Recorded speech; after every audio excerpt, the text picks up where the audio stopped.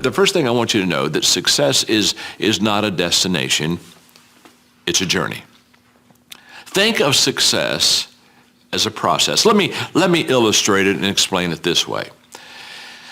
If you go to college, you work hard, and in 4 or 5 years, depending on what kind of degree you're working on, and in today's society, sometimes 6 or 7 years, but eventually, comes the day of graduation, and you're all excited, and your family is there, and your friends are there, and you're there with your classmates, and you got your cap and your gown, and you know that there's going to be a time in that ceremony where you're going to walk across stage, and the president, provost, somebody's going to shake your hand, hand you a diploma, congratulate you, and you're going to get off the other side. They're going to have presents waiting for you, and they'll be taking pictures, and everybody will be shaking your hand, say, congratulations today, you become a success, you're a college graduate. Now, my friend, you did not become a success the day that you got your diploma. Now, what you did have happen to you in that ceremony is you got recognized for success. The diploma is recognition of what you have done the previous 4 or 5 years. You see, you were a success in your freshman year when you decided to not drop out of school like some of your other classmates and decided to stick to it. And you were a success every time you studied for a test. And you were a success every time you did a project or did a writing assignment. You see, you're a success all through school. You're a success every day. Success is a daily thing, not a destination thing. The day you got the diploma, you just got recognized for the success that you already were. Now that's very essential, because so many times people have a tendency to devalue the moment, today. What they do is they greatly value the destination. And so they kind of talk about, well, when I get there, or if I arrive there, or when I do that, or when I accomplish this. And they don't understand that success is a daily thing. And I'm here to share with you that the secret of success is determined by your daily agenda. In fact, I wrote a book a few years ago called Today Matters. I'm passionate about that book because what it does is it helps you, it helps me to understand that we make decisions and then we manage decisions. And too often we think, I will make a decision. For example, you're saying, I'm going to make a decision to be a coach. Or I'm going to make a decision, you know what, I'm going to make a decision to be a public speaker. I want to be a communicator. Well, congratulations. You've made a wonderful decision. Coach, speaking, good decisions. But that won't make you a successful coach. That won't make you a successful communicator. It's not the decision that makes you. You've got to make the decision by managing it, and you manage the decision on a daily basis. In other words, what you want to be tomorrow, you've got to do today.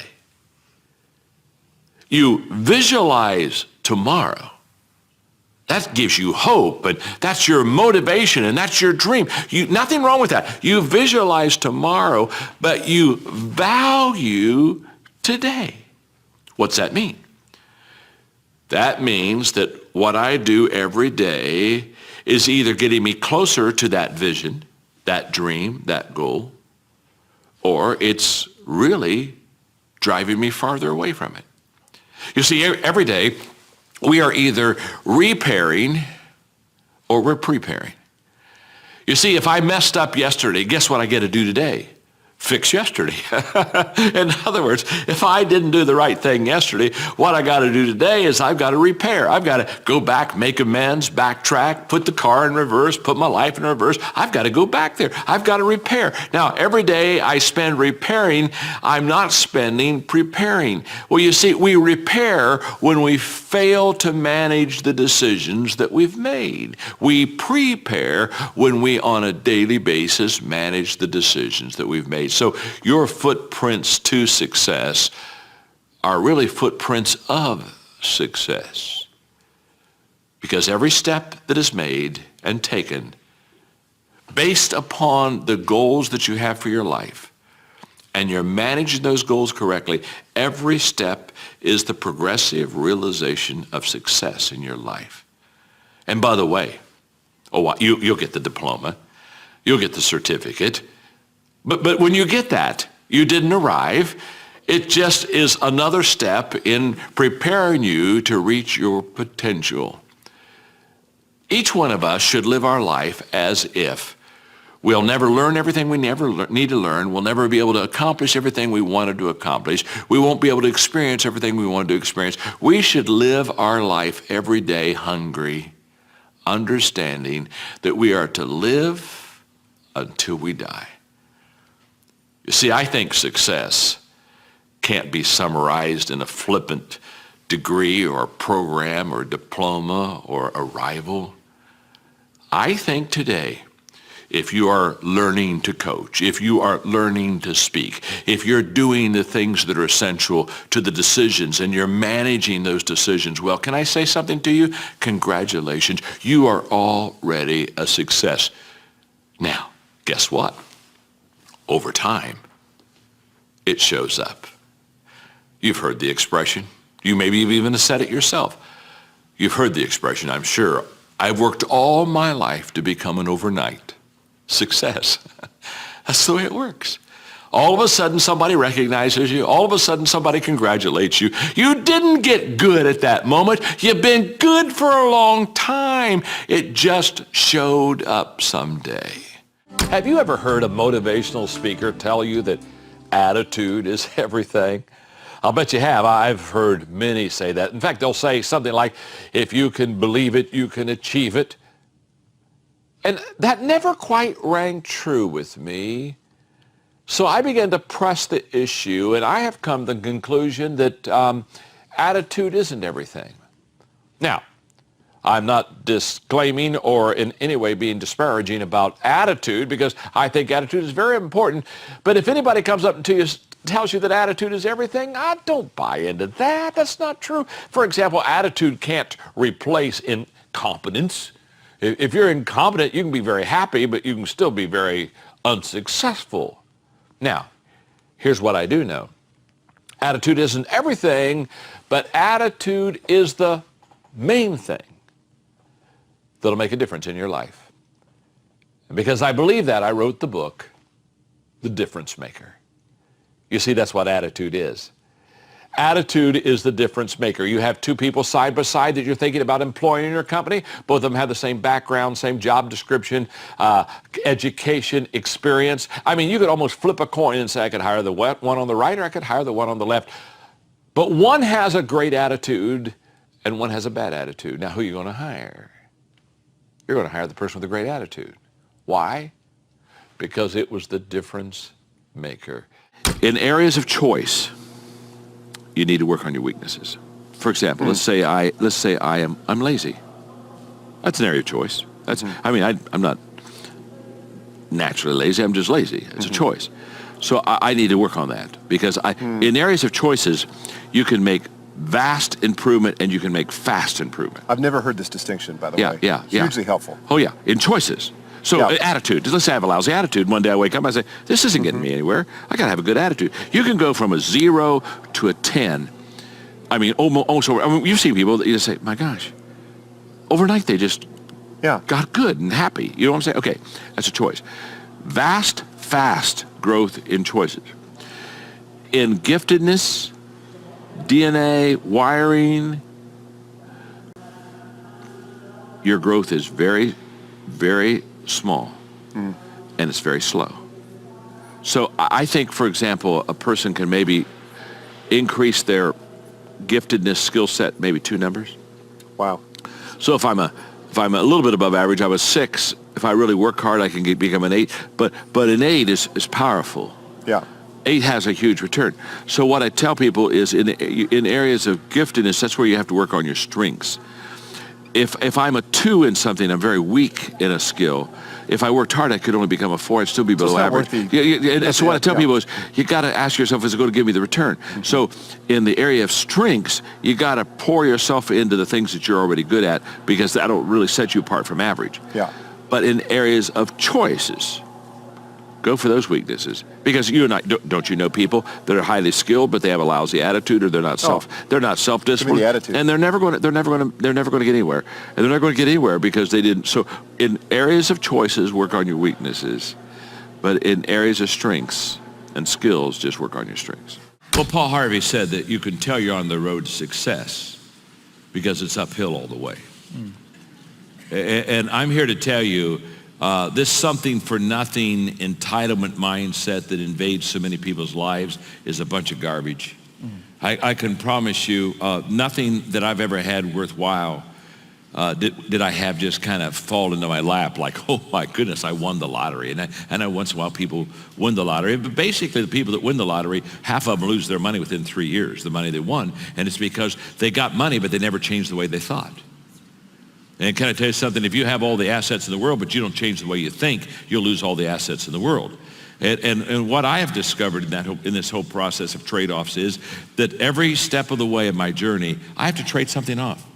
And and for you that are young, the good news is your trade-offs will never be easier than when you're young. Because I remember when Mark and I started out, I think, man, I gave up everything. I was a pastor to go in the ministry. I gave up everything, and then I start smiling. I thought, sure, I gave up everything. I didn't have anything to give up when I did.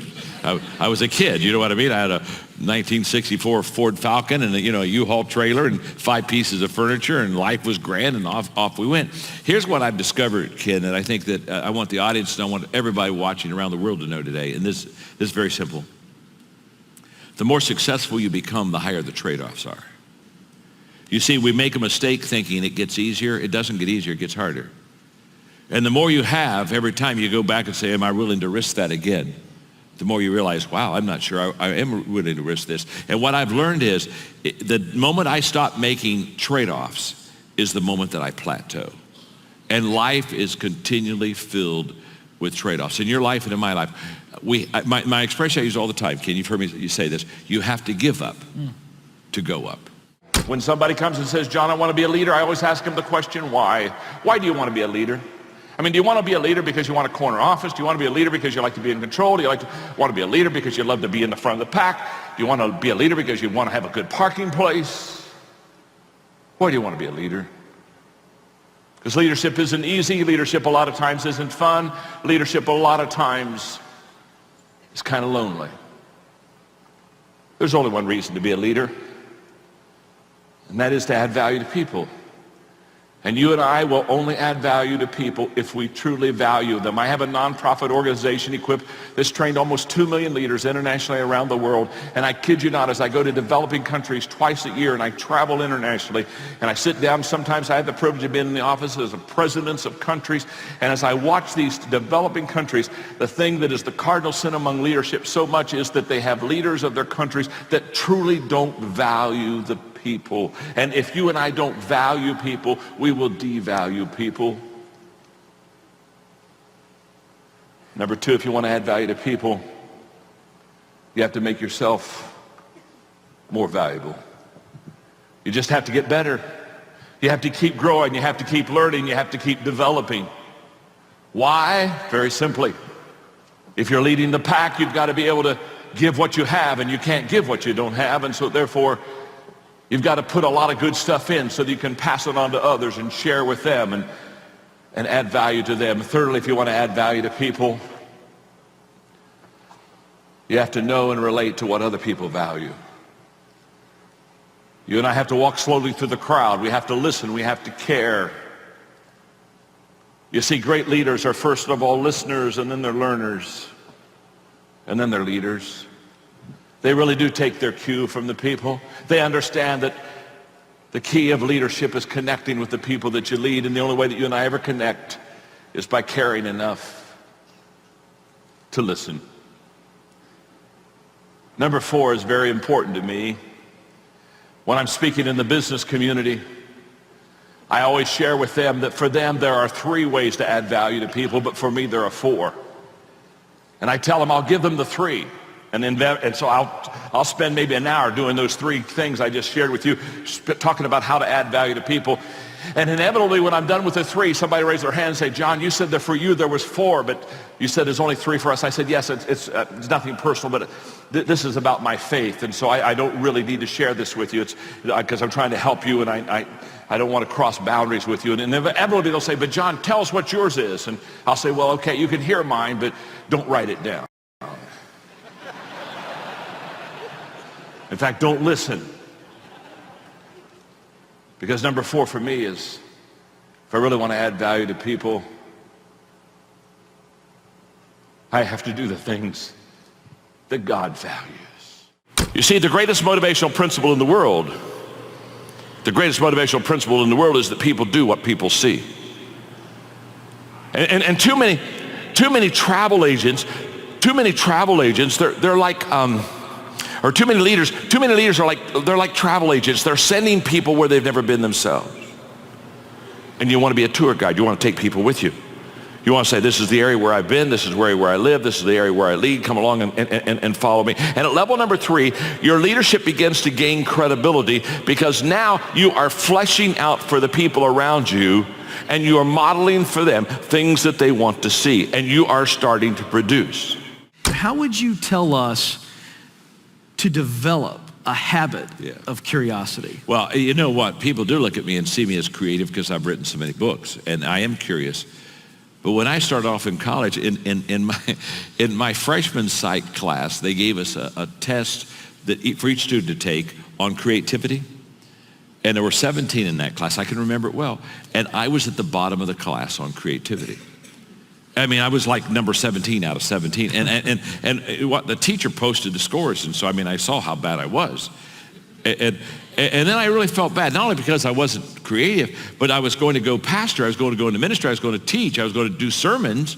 And then I got to thinking to myself, I'm going to be another boring preacher. And you know, that just gripped me. I thought, oh, this is going to be awful. I'm going to bore people all my life, you know what I mean? And then I'm going to ask them to pay while they hear me. I mean, this is an awful deal. So, and so 2 things I did. And I talk about it in the book. One is I started filing. I started taking thoughts and quotes. And the reason I started doing that is I thought, if I'm not going to be good at what I say, I need to quote somebody that is good. And so I started filing things that other people would say. So I'd go around and I'd say, well, Ken said, you know what I mean? And Joe said, and Susie said. And so that at least I would be a little bit more interested. And that's how it started. But the big breakthrough I had was, and this will help everyone. How many of you would like to be more creative? Let me see your hands, okay? How many of you would like to just absolutely have an imagination that just took you to a new level? You know what I'm saying? Okay. How many of you already have that because you're on drugs? Okay. Well, here's the key. This will work for you. I promise it'll work for you because it worked for me. I made a major change in my early 30s from just having answers and being a leader that just had to cast vision, show everybody what I was doing and where we were going.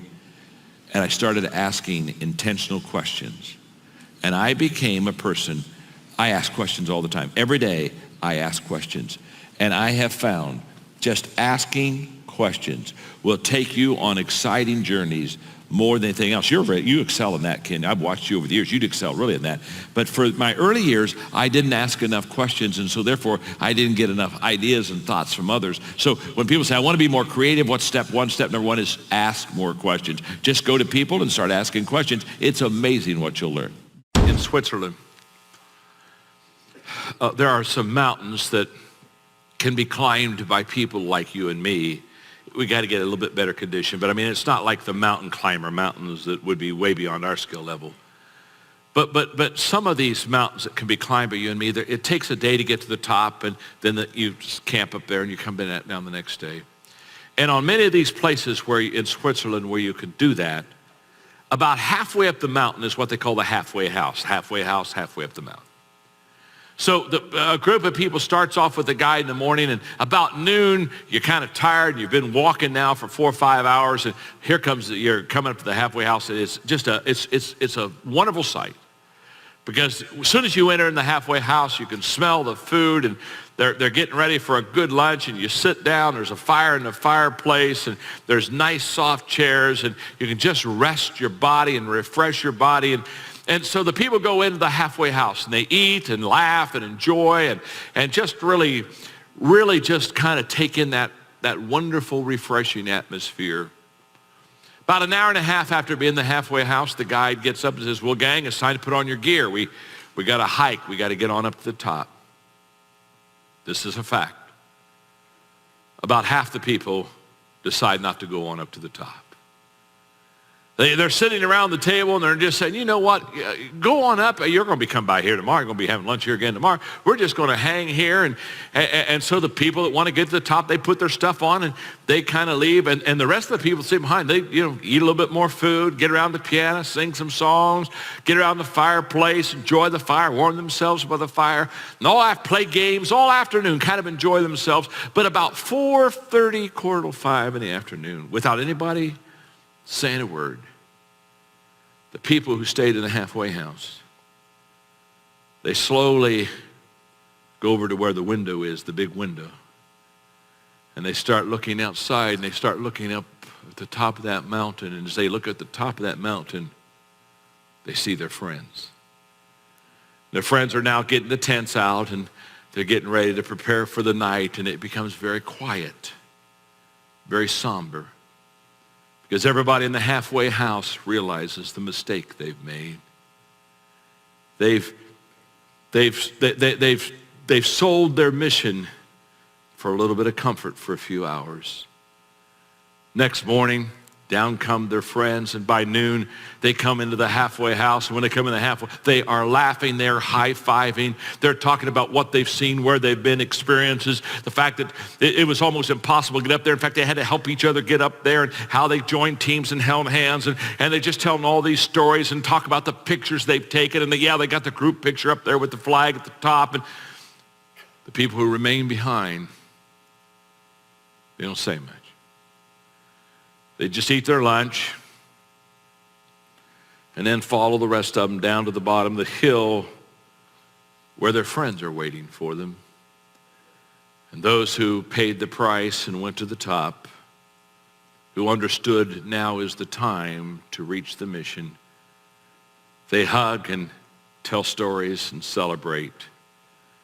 And the others, they just kind of slip off and get in their car and go home, because they realize they're never going to be what they wanted to be. They're never going to see what they wanted to see. They're never going to do what they wanted to do, because they failed to realize when they're at the halfway house, now's the time to rest, and they go on. Connecting increases your influence in every situation. For the foundation of the teaching today, I want to make sure that we really have a grasp of why connecting with people is so vital. So if you'll go to the very first sentence in your note, the number one criteria for advancement and promotion for professionals is an ability to communicate effectively. That I do believe. I think the ability to connect and communicate is the number one criteria for success with your family, with your marriage, with your children, with your friends, in the workplace, the marketplace, in the community. If you have the ability to connect with people, if you can communicate and connect, not just communicate, it takes you and literally gives you and I a decided edge over others in the advancement of what we're trying to accomplish. For example, in your notes, presidential historian Robert Dallek says that successful presidents exhibit 5 skills and qualities that enable them to achieve things that others don't. So he's talking about leaders and presidents and people. What makes some achieve better than others? Here's the 5 things they do well. Number 1 is vision. Number 2, pragmatism. Number 3, consensus building. The ability to put together a team and get consensus. Number 4, charisma. And number 5, trustworthiness. Being a trustworthy kind of a person. Now, what is interesting about these five things that set the better presidents apart from maybe the average ones, 4 of the 5 deal with connecting. Vision is definitely a connecting skill, the ability to cast a future vision. Consensus building, getting people to work together. You have to be able to connect to do that. Charisma, of course, that's why people follow the quote, the Pied Piper, and trustworthy. 4 of the 5 of the skills needed to be successful as a leader had a lot to do with connecting. So let me define connecting, because that's what this book is all about. Connecting is the ability to identify with people and relate to them in such a way that it increases our influence with them. In other words, we can identify with them until they say, he or she understands exactly what I know and what I'm going through, and we can relate with them until we, because of that ability, we begin to increase our influence with them. And of course, what do I teach about leadership? Very simple. Leadership is influence. I think success, first of all, is knowing my purpose in life. As I have watched and observed successful people, what I have discovered about them is they really have figured out why they're here. They really do have their act together. And knowing their purpose in life is a stability for them. So that when everyone else is rocking and rolling and things are a little unsteady and people are kind of leaving the ship and people are kind of abandoning their causes, these people, they hold steady right throughout the storm because they have a true North Star. They truly are focused. It becomes an anchor in their life that just holds them steady. And the anchor is a confidence based upon a knowledge of purpose. Someone said that there are two great days in a person's life: the day that they are born and the day they discover why. I'm here to tell you, highly successful people, they've discovered why.